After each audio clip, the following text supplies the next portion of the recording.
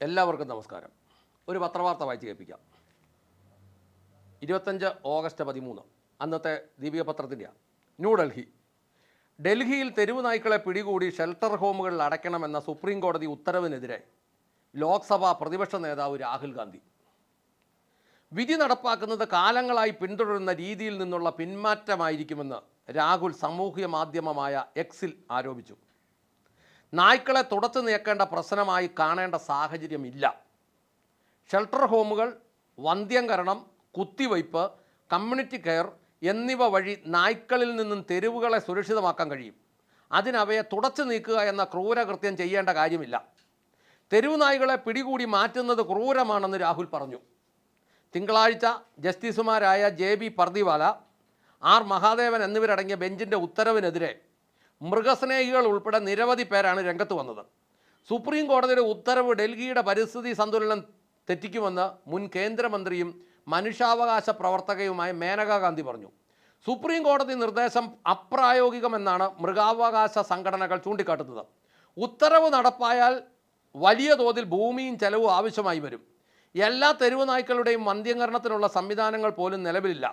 യാഥാർത്ഥ്യത്തിൽ നിന്ന് അകന്നാണ് കോടതിയുടെ ഉത്തരവെന്നും Umeed four animal foundation ആരോപിച്ചു. അതേസമയം കോടതി ഉത്തരവ് നടപ്പാക്കാൻ അടിയന്തരമായി നയം രൂപീകരിച്ച് തീരുമാനമെടുക്കുമെന്ന് ഡൽഹി മുഖ്യമന്ത്രി രേഖാ ഗുപ്ത വ്യക്തമാക്കി. ഈ വാർത്ത കേട്ടപ്പോൾ സത്യം പറഞ്ഞാൽ എനിക്ക് സങ്കടവും ദേഷ്യവും കലിയും എല്ലാം കൂടെ വന്നു. ഞാൻ ഓർത്ത് ഈ രാഹുൽ ഗാന്ധിക്ക് ഒരുവിധം ബോധവും വെളിവുണ്ടെന്ന്. ഇപ്പോൾ അയാൾ പറഞ്ഞ പട്ടിയെ പോലും പിടിക്കാൻ പറ്റിയായിരുന്നു. അതായത് പുള്ളി പറഞ്ഞത് തന്നെ, തെരുവുനായ ഡൽഹി കൂടെ അലഞ്ഞു നടക്കട്ടെ, പൊതുജനത്തിനെ കടിക്കട്ടെ, ആളുകൾക്ക് പേ വരട്ടെ, ആളുകൾ ചാകട്ടെ എന്നല്ലേ പറഞ്ഞതിൻ്റെ അർത്ഥം.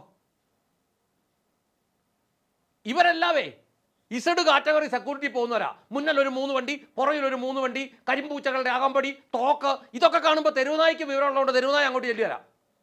സാധാരണക്കാരൻ വഴിയെ പോയി കഴിയുമ്പോൾ സാധാരണക്കാരൻ ഇത് വല്ലതും ഉണ്ടോ? ഇങ്ങനെ സംവിധാനമൊന്നും ഇല്ലാത്തവർ നടക്കുമ്പം അവർക്ക് തെരുവുനായുടെ കടി കിട്ടിക്കഴിഞ്ഞാൽ വാക്സിൻ പോലും ഇല്ല ഈ നാട്ടിൽ.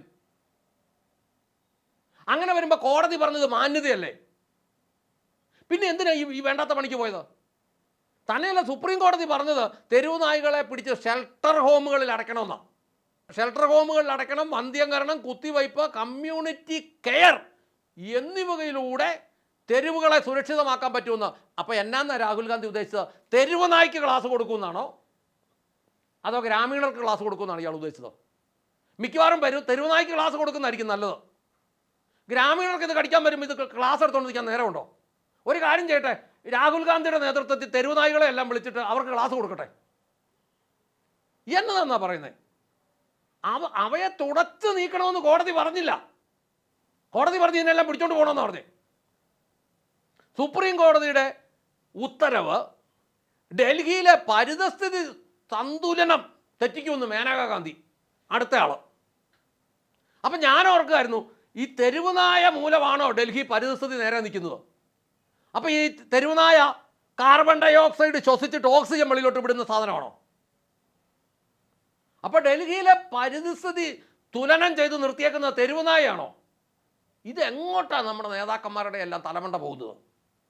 ഡൽഹിയിൽ വാഹന പുക മൂലം അന്തരീക്ഷം ഇരുട്ടാകുന്നത് കൊണ്ട് ഡൽഹിയിലെ വാഹനങ്ങളൊക്കെ ഇപ്പം മാറ്റി പുതിയ സംവിധാനത്തിലോട്ടുള്ളത് മാറ്റുക. അതിന് പകരം ഈ കോൺഗ്രസ് ഭരിക്കുന്ന കാലത്ത്, മേനകാ ഗാന്ധി ഭരിക്കുന്ന കാലത്തൊക്കെ ഡൽഹിയിൽ ഈ വാഹനപ്പുക പട്ടി ശ്വസിച്ചിട്ട് പട്ടി ഓക്സിജൻ പുറത്ത് വിടുന്നുണ്ടായിരുന്നെന്നാണോ ഈ പറഞ്ഞതിൻ്റെ അർത്ഥം? എന്താ ഇങ്ങനെയൊക്കെ പറയുന്നത്? സുപ്രീം കോടതിയുടെ വിധി അപ്രായോഗികമെന്ന മൃഗാവകാശ സംഘടനകൾ. മനുഷ്യൻ്റെ അവകാശമൊന്നുമില്ല. അതിന് പറഞ്ഞതെന്നറിയോ? വലിയ തോതി ഭൂമി വേണം, ചെലവ് വേണം, ആവശ്യമായി വരും. എന്താ വെച്ചാൽ അതൊന്നും വേണ്ട, സർക്കാരിൻ്റെ പൈസയും സർക്കാരിൻ്റെ സംവിധാനവും ഒക്കെ അതൊന്നും എടുക്കണ്ട. ഇതെല്ലാം നാട്ടുകാരൻ്റെ സ്ഥലവും നാട്ടുകാരൻ്റെ വീടും നാട്ടുകാരൻ്റെ മുതുകത്തും വന്ന് കയറട്ടുന്നു. തെരുവുനായയുടെ മുമ്പിൽ ഒറ്റയ്ക്കൊന്ന് ചെല്ലണം അതിൻ്റെ ഭീകരത അറിയണമെങ്കിൽ. ഞാൻ ഈ അടുത്ത കാലത്ത് കോട്ടയം മെഡിക്കൽ കോളേജിൻ്റെ പുറകെ സൈഡിൽ കൂടി ഒന്ന് പോകേണ്ട ഒരു സാഹചര്യം വന്നു. ഒന്ന് മൂത്രം ഒഴിക്കാൻ വേണ്ടി പോയതാണ്, വേറെ കാര്യമൊന്നുമില്ല.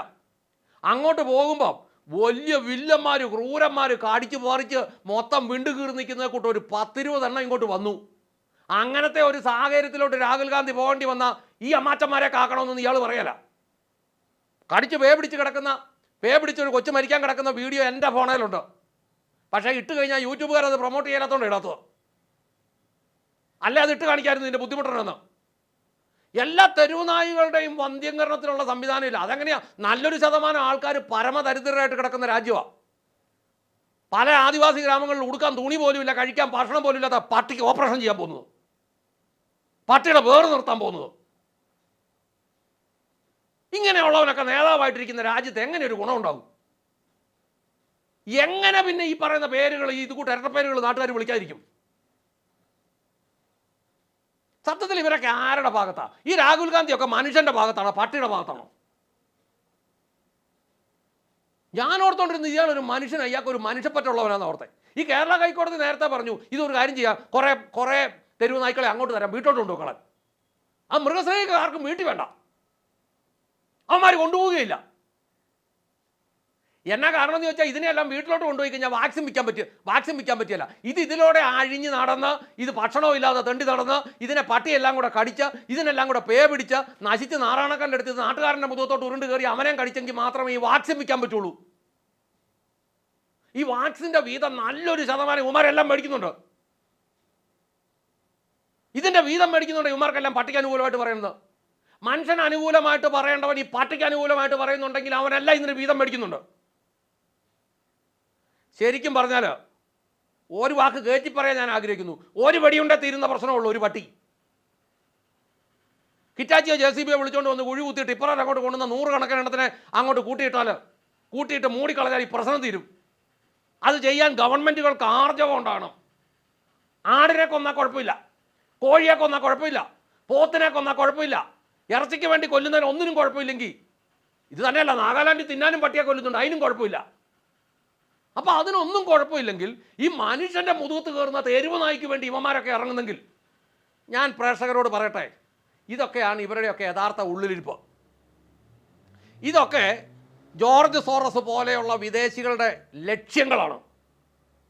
നമ്മുടെ രാജ്യത്തിലെ സാധാരണക്കാരെ തകർക്കാൻ വേണ്ടിയിട്ട് ഈ ജോർജ് സോറസ് പോലെയുള്ള വമ്പ പദ്ധതിക്കാരുടെ ലക്ഷ്യങ്ങളായത്.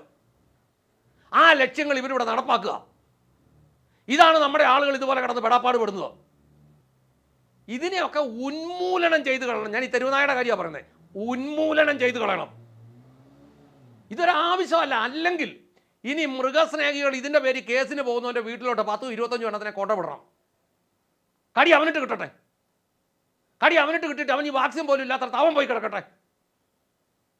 ഈ തെരുവ് നായ്കൾക്ക് വേണ്ടി സ്വരം ഉയർത്തുന്നവരെല്ലാം ഈ വാക്സിൻ വിഭാഗത്തിൻ്റെ ആളുകളാണ്, ആ കമ്പനികളുടെ ആളുകളാണ്. അവർക്ക് ഇവിടുത്തെ സമൂഹത്തിലെ പൊതുജനത്തോടല്ല ഉത്തരവാദിത്തം, അവർക്ക് കിട്ടുന്ന പണത്തോടാണ് ഉത്തരവാദിത്തം. അവർ ക്രിമിനലുകളാണ്, അവർ വെറുക്കപ്പെടേണ്ടവരാണ്, അവർ ഈ സമൂഹത്തിൻ്റെ ശാപമാണെന്ന് പറഞ്ഞുകൊണ്ട് നിർത്തട്ടെ. നന്ദി, നമസ്കാരം.